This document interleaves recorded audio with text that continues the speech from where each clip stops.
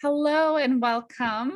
I am Jessie Servi-Ortiz, the Managing Director of the Wisconsin Sustainable Business Council. Today, I have Kurt Reinhold with me. I'm excited to talk to Kurt. Kurt is the winner of our 2021 Sustainable Business Awards for Sustainable Champion. So congratulations, Kurt, and thanks for being here with me today. Thanks, Jessie. It's an honor and a privilege to be recognized, but of course, there are many others who stand alongside me in the work that I do every day, and I couldn't get anything done without them. Oh. But yes, thank you. It's an honor to be with you today. Great. I always like getting to know folks better through this process. So, the Sustainability Champion Award goes to someone that's a leader that mentors and facilitates the engagement, discovery, and implementation of sustainable practices. So the person is passionate, they share their work, their vision, their knowledge with others, and they really work to integrate sustainability into the day-to-day lives of those in their network. And this year, our board selected Kurt as our Sustainable Champion of the Year. So excited to talk more about what you do and share with our kind of base about your company, which is Legacy Solar Wisconsin. So you were nominated by Tony Hartman, the Director of Business Development for your cooperative you started, Legacy Solar Wisconsin. Can you share with us what Legacy Solar Wisconsin is and how your work has grown over time? Oh, sure. We're a member organization, obviously, a cooperative set up here in Wisconsin, and we serve individuals and groups who want to do solar projects either on their homes or on their businesses or with community institutions like churches, libraries, and schools. And we've helped develop over $8 million worth of solar projects that has helped keep tens of millions of dollars of energy dollars right here in Wisconsin. So since 2014, we've raised over $1 million in co-op bonds. As a cooperative in the state of Wisconsin, we can raise money from our own membership. And we've used that $1 million to invest in other, in many solar projects, whether it's with a church, a library, a school, a city hall. And this year alone, we've raised over $1 million in private funds as well, actually $2 million. And those private funds were used as tax equity in order to invest in solar projects with public schools, skilled nursing facilities, and then we'll be working this next year closely with 3 major healthcare companies to spread the clean energy savings to hospitals and clinics, as well as more skilled nursing facilities, churches, libraries. Other examples include VFWs, humane societies, boys and girls clubs, and even more municipalities and schools. So we do solar with a lot of public institutions, but also for private businesses and for individual homeowners. Fantastic. I think that's so great. I'm seeing more and more hospital systems making the connection between health and clean energy. Less pollution really means healthier humans. And so that's really great to hear that you have some hospitals and health networks coming on board. So can you share an example with us of how you've worked to really generate buy-in over time? Obviously, clean energy is growing, solar specifically. Mm-hmm. And so how have you worked to sort of align others to your organization's missions and goals? Sure. Well, our mission is to make solar energy more accessible and more affordable to individuals and groups in Wisconsin. But sometimes we have to help our project stakeholders adjust their expectations. One example would be a school district up north. They have big plans for their solar, but we help be sure that those big solar plans made economic sense by looking at their 15-minute interval data from their electrical use and design the best fit possible for their load profile. Then the assistant school administrator helped bring in a local business to provide tax equity for this project. And we designed an investment package that worked as a win-win for both the local business and for the school district. So that's just one example. Fantastic. That's great. And I'm sure it depends sort of on the different type of businesses you're working with, how exactly you align that. But, how long, can you just tell us how long you've been around? And I know that Sure. there's more interest today than ever with solar. So how have you sort of seen that trend grow over time? Oh goodness, it just continues to grow. Um, I've been in the field since about 2009, but in 2013, I worked on my first community solar project with the city of Monona. And then in 2014, we started the Legacy Solar Cooperative.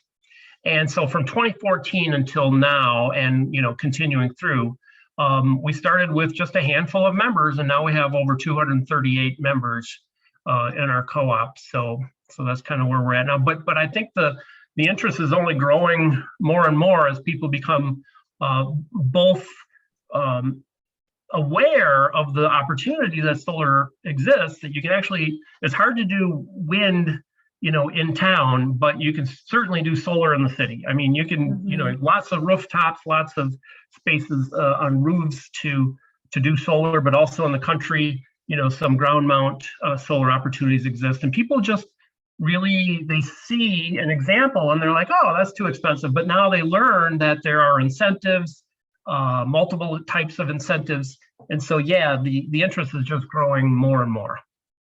Fantastic. So how do you work, and how have you worked over time, kind of day in and day out, to continue to sort of help others learn and grow and innovate Sure. in the solar industry? Well, we'd already talked about our mission and our vision. Well, our vision is to actually add enough solar power in our state to do away with at least one full coal power plant in Wisconsin. So that's approximately 1,000 megawatts of some of the worst pollution, ever, second to tar sands oil. So we are less than 1% of the way to that vision. But thanks to utilities finally seeing the light, we're getting more ground than we were a few years back. Most people really want to maximize solar wherever they can. And it's my job to take a measured approach so that the local stakeholders get the most value out of the lowest investment. Some folks will still go for as much solar as they can afford, and I applaud that. But to showcase the most sustainable scope and design for solar is usually best if you match your load profile with the available utility tariff for that meter, and then offer them SRECs through our Switch to Solar program to make up the rest of their carbon footprint with pollution-free electricity. Of course, all of this comes, after taking care of the low-hanging fruit first with energy efficiency. But I try to let people know that they can apply some of their tax dollars directly to clean energy projects for their home, and by sponsoring projects through the co-op. This and giving people a way to vote with their dollars, whether it's buying co-op bonds through our co-op to support solar, or by investing in their own solar project. That's how I try to engage others to act on our co-op's mission. Awesome. You mentioned the day-to-day, like day in and day out.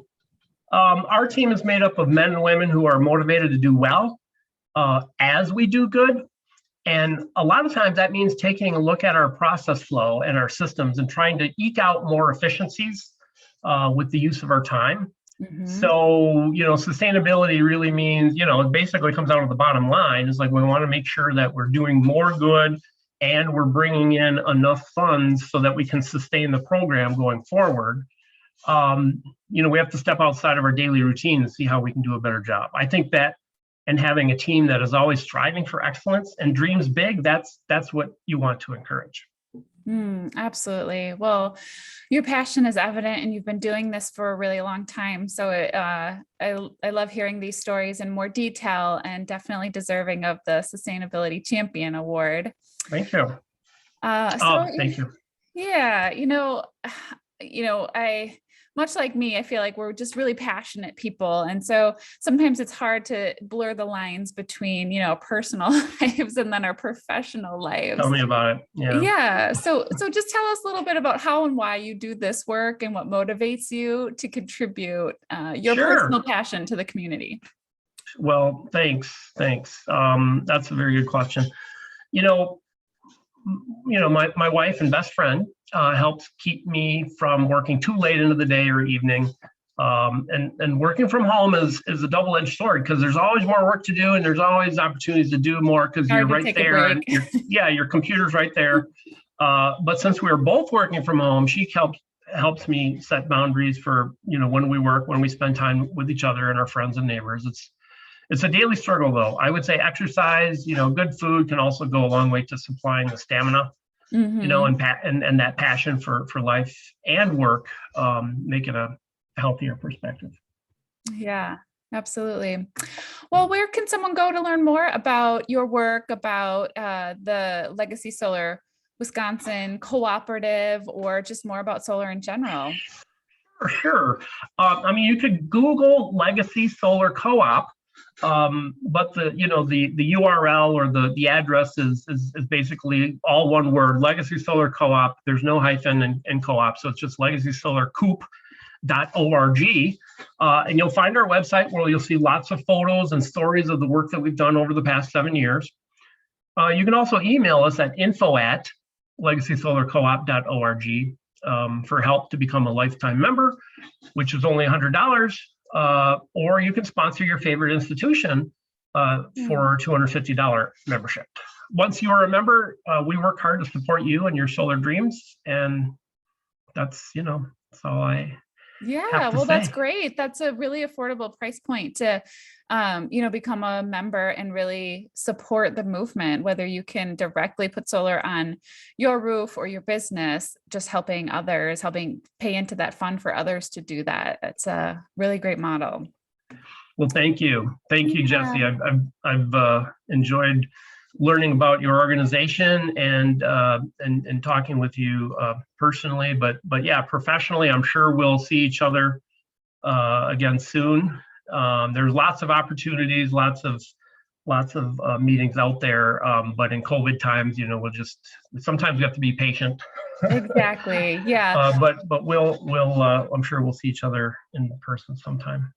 Well, yeah, and I'll invite you and our listeners to our annual conference this year. Will be December 15th at Ingleside Hotel in Pewaukee, and we have 2 sessions kind of around climate and carbon, and then another about how to create renewable energy or transition your business to renewable energy. So we'll be continuing this conversation there. Excellent. Wow. Yeah. Well, I'm sure my team and I would love to attend. So we'll talk offline. I'll send you the information. Yeah, absolutely. Well, congratulations again. Thank you so much for being a sustainability champion, Kurt. Appreciate it. All right. And nice meeting you. Nice to meet you.